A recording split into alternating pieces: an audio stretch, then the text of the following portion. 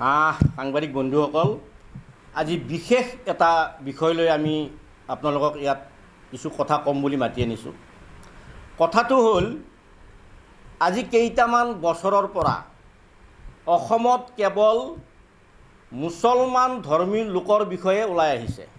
কেৱল মুছলমান মুছলমান মুছলমান মুছলমান শব্দটোৰ দ্বাৰাই সকলোকে একাকাৰ কৰি পেলাইছে। আপোনালোকে গম পায়, অসমত মুছলমান দুটা প্ৰকাৰৰ আছে। এক প্ৰকাৰ হ'ল আমাৰ খিলঞ্জীয়া মুছলমান। হাজাৰ হাজাৰ বছৰ ধৰি তেওঁলোকে আমাৰ ইয়াত বাস কৰি আছে। আৰু অসমত খিলঞ্জীয়া মুছলমান আৰু খিলঞ্জীয়া হিন্দু মিলিহে অসমীয়া জাতি। তাৰে এটা জাতিক বাদ দি কোনো ৰকমে অসমীয়া জাতিয়ে পূৰ্ণতা নাপায়। গতিকে আৰু এটা জাত হ'ল 1898 চনত ব্ৰিটিছে অসমত গোলাম কৰিবলৈ যিসকলক পূব পাকিস্তানৰ পৰা আনিছিল, তেওঁবিলাক হ'ল পূৰ্ববংগীয় মুছলমান। তাৰ পিছৰ কথা হ'ল, যিবিলাক 1937 চনত ছাৰ ছাদুল্লাই ইয়াত অধিক শস্য উৎপাদন কৰাৰ মানসিকতাৰে যিবিলাক পূব পাকিস্তানৰ পৰা মিয়া ৰেলৰ ডব্বাত 5 টকা টিকট কাটি দি তেওঁলোকক অসমত লাখে লাখে প্ৰৱেশ কৰাইছিল।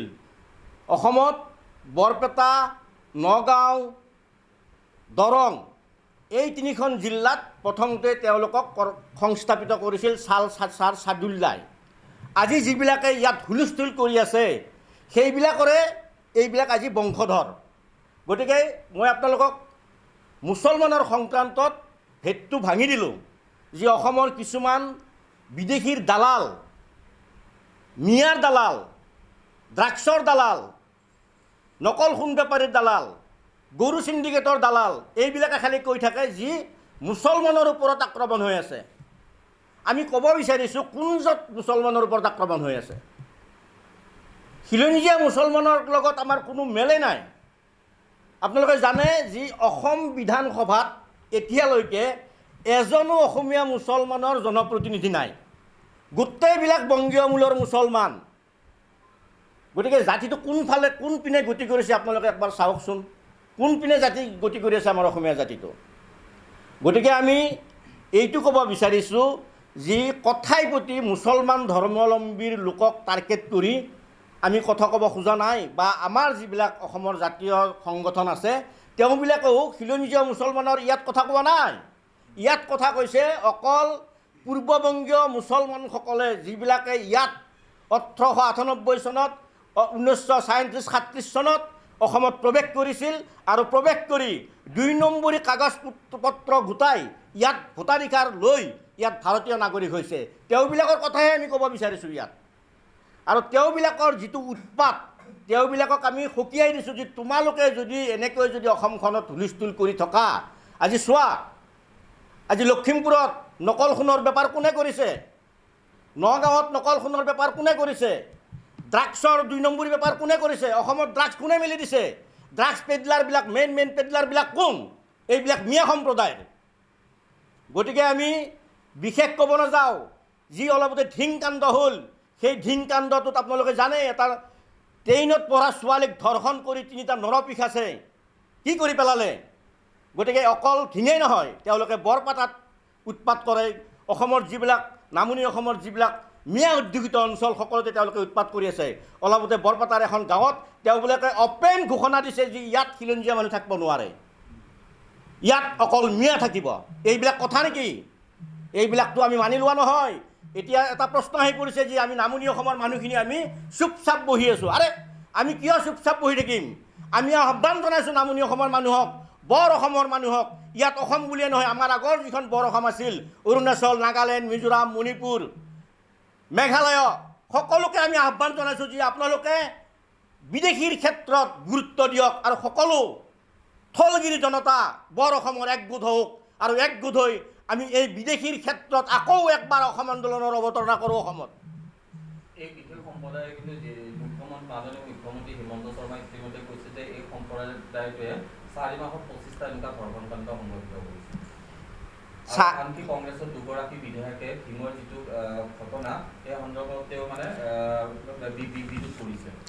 কংগ্ৰেছৰ দুগৰাকী বিধায়ক এ কে আব্দুল আলাম আৰু এ কে ৰচিদ মণ্ডল আৰু এ কে আব্দুল আলাম দুজন বিধায়কে কংগ্ৰেছৰ অকল তেওঁলোকে নহয় কংগ্ৰেছৰ আনকি ভূপেন বৰা ডাঙৰীয়াও মেয়ৰ পক্ষত থাকিম বুলি কৈছে গৌৰৱ গগৈও মেয়ৰ পক্ষত থাকিম বুলি কৈছে কংগ্ৰেছ দলটো তাহানিৰ পৰাই মেয়ৰ পক্ষত থাকি থাকি অসমৰ আজি এনেকুৱা পৰিস্থিতিৰ সৃষ্টি কৰিছে গতিকে আমি আব্দুল ৰচিদ মণ্ডল এ কে আলাম এইবিলাকক আমি সকীয়াই দিছোঁ যে তোমালোকে বিদেশীৰ দালালৰ ধান্দা কৰিবলৈ এৰি দিয়া অন্যথা কিন্তু অসমৰ খিলঞ্জীয়া জাগিবলৈ হ'লে তোমালোকৰ নিস্তাৰ নাই আৰু তেওঁলোকে এটা কথা কৈছে উজনিৰ যি উজনিত শৃংখল চলিয়াক তেওঁলোকে ৰেহাই নিদিয়ে আৰে ইয়াত শৃংখল চলিয়াৰ কথা আহি পৰা নাই ইয়াত অসমীয়া জাতিৰ কথা আহি পৰিছে অসমীয়া জাতিক প্ৰতিনিধিত্ব কৰিছে শৃংখল চলিয়া লগতে আৰু বহু অসমৰ খিলঞ্জীয়া যুৱকে প্ৰতিনিধিত্ব কৰিছে গতিকে শৃংখল চলিয়াৰ যদি কিবা আজি অঘটন ঘটে কিবা কাৰণত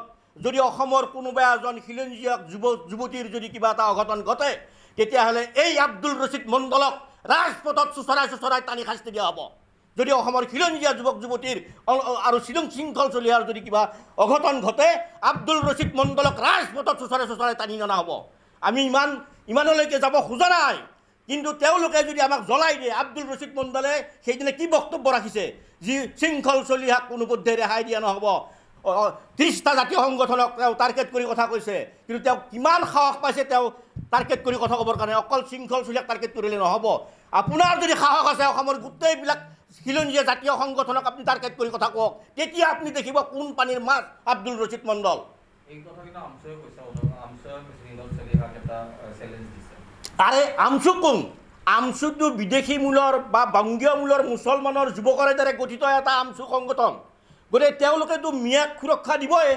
তেওঁলোকেতো বিদেশীক সুৰক্ষা দিবই গতিকে তেওঁলোকৰ কথা ইয়াত আহি পৰা নাই আৰু আমচু যদি বিচাৰিছে যে ইয়াত আমি যুদ্ধ কৰিম বুলি অসমত তেতিয়াহ'লে অসমৰ খিলঞ্জীয়া ৰাইজ সাজু দ্বিতীয় শৰাইঘাটৰ কাৰণে যুদ্ধ কৰিবলৈ অসমৰ ৰাইজ সাজু আমচুক আমি প্ৰত্যাহ্বান জনাইছোঁ তেওঁলোকে আমাৰ যুদ্ধক তেওঁলোকে প্ৰত্যাহ্বান গ্ৰহণ কৰক অন্যথা কিন্তু তেওঁলোকক অসমত কিন্তু আমি তেখেতসকলৰ আমচুৰ অহংকাৰ UDFৰ অহংকাৰ বংগীয় মুছলমানৰ অহংকাৰ ধূলিৰ লগত মিহলি কৰি দিয়া হ'ব যদি বেছি তেওঁলোকে দাদাগিৰি কৰে অসমত যেটো অনুপ্ৰৱেশকাৰী ইছ্যুটো যথেষ্ট পৰিমাণে চৰ্চাত আছে গতিকে এই ইছ্যুবোৰ অনুপ্ৰৱেশবোৰক বাধা দিয়াৰ ক্ষেত্ৰত কেনেকুৱা ধৰণৰ মানে ব্যৱস্থা কৰা উচিত নাই এতিয়া আপোনালোকে চাওক অনুপ্ৰৱেশকাৰীৰ ক্ষেত্ৰত কোনো এখন চৰকাৰে এটা সঠিক পদক্ষেপ গ্ৰহণ কৰিব পৰা নাই NRCখন বনালে NRCখনত ভুৱা নথি পত্ৰ জালিয়াতি কৰি বক্ৰী পথেৰে 30-40 লাখ অনুপ্ৰৱেশকাৰী তাতে ভাৰতীয় নাগৰিক হ'ল আৰু ভাৰতীয় নাগৰিক হ'ল বুলিয়ে তেওঁলোকে ধৰ্ষণ কৰি ফুৰিব নেকি তেওঁলোকে মাটি দখল কৰি ফুৰিব নেকি তেওঁলোকে নকল সোণৰ বেপাৰ কৰি ফুৰিব নেকি তেওঁলোকে গৰু চুৰ কৰি ফুৰিব নেকি বিভিন্ন ধৰণৰ কৰ্মকাণ্ডত তেওঁলোকে লিপ্ত হ'ব নেকি সত্ৰৰ মাটিবিলাক দখল কৰি ফুৰিব নেকি গভৰ্ণমেণ্ট লেণ্ডবিলাক তেওঁলোকে দখল কৰি ফুৰিব নেকি কাইলৈকে যদি জজ খেলপথাৰখন দখল কৰে কোনে প্ৰতিৰোধ কৰিব সেইবিলাক কথাত গতিকে আমি চৰকাৰকো আহ্বান জনাইছোঁ যে আপোনালোকে এটা এই অনুপ্ৰৱেশকাৰীৰ ক্ষেত্ৰত এই মিয়াবিলাকৰ ক্ষেত্ৰত এটা সঠিক সিদ্ধান্ত লওক যদি আপোনালোকে সিদ্ধান্ত নাজানে আমি দিওঁ সিদ্ধান্ত শুনি লওক আমি কি সিদ্ধান্ত দিওঁ যে 1965 চনত যেতিয়া পাকিস্তান আৰু ভাৰতৰ যুদ্ধ হৈছিল তেতিয়া পাকিস্তান হাৰি গৈছিল হাৰি যায় পাকিস্তানে তেতিয়া কি কৰিছিল পাকিস্তান চৰকাৰে যি পুতক তুলিবলৈ পূব পাকিস্তানত যিবিলাক হিন্দু আছিল তাৰে কাৰণে তেওঁবিলাকে এখন আইন প্ৰস্তুত কৰিছিল আইনখনৰ নাম হ'ল এনিমি প্ৰপাৰ্টি এক্ট তাৰমানে শত্ৰু সম্পত্তি আইন গতিকে আমি ভাৰত চৰকাৰ অসম চৰকাৰকো আহ্বান জনাইছোঁ যে পাকিস্তানে যেনেকৈ 65 চনত এই আইনখন আনিছিল শত্ৰু সম্পত্তি আইন এই আইনখন ভাৰততো প্ৰযোজ্য কৰি তেতিয়া কিন্তু এটা কথা ক'ব মই ৰৈ গৈছে সেই আইনখন প্ৰয়োগ কৰি কিন্তু তেতিয়া পাকিস্তান চৰকাৰে কি কৰিছিল 12 লাখ হিন্দু পৰিয়ালৰ মাটি সম্পত্তি জব্দ কৰিছিল বাজেয়াপ্ত কৰিছিল গতিকে অসম আৰু ভাৰততো যদি সেনেকুৱা এখন আইন প্ৰণয়ন নকৰে শত্ৰু সম্পত্তি আইন যদি আইন প্ৰণয়ন নকৰে তেতিয়াহ'লে অসমীয়া জাতি অসমৰ খিলঞ্জীয়া জাতি জনগোষ্ঠী অসমত বাচি থকাটো টান হ'ব।